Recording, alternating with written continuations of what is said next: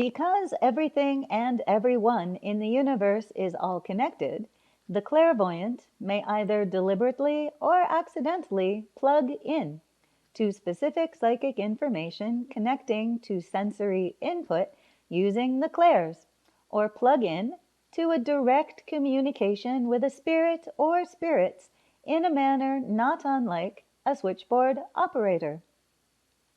The most important difference between divination and communicating with spirit is we do not invite spirits to interact with our tools, such as pendulums or tarot cards.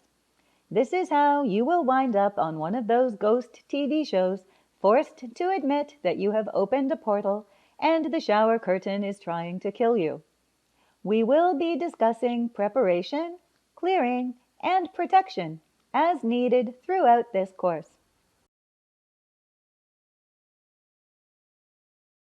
Always ask a question. Asking the question gives power to the question. Always be specific.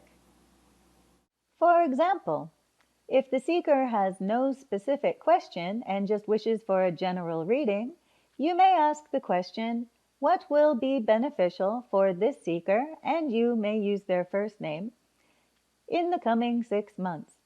This will leave your third eye wide open to allow visions and impressions to come to you from the universe and from their spirit and angel guides what will be beneficial for them, generally speaking. If they have a specific question, sometimes it needs to be rephrased. Sometimes they might ask, should I move to New York City? Or will I move to New York City? If they're asking, should I say, well, we should ask, what will happen if you move to New York City? And what will happen if you don't move to New York City? And then you can choose which possible future you prefer. As for questions of will I do this or that, I always explain to the seeker, you have free will. No one is going to pick you up by the scruff of the neck and place you down in New York City. This is your choice.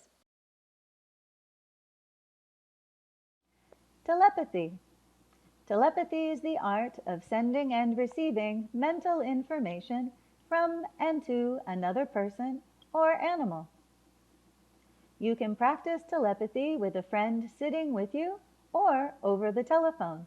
Distance does not matter. I recommend using colors.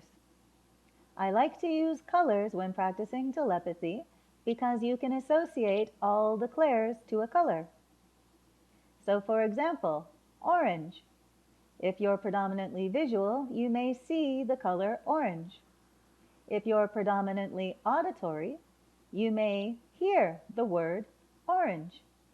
If you're predominantly kinesthetic, you may taste or smell the orange. You may even just get a claircognizance. You know it's orange and you don't know why. No other sensory perception. Do practice.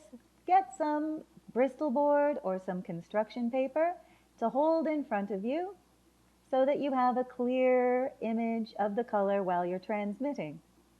While you're receiving, just close your eyes and allow the vision or sound or impression to come to you. Have fun!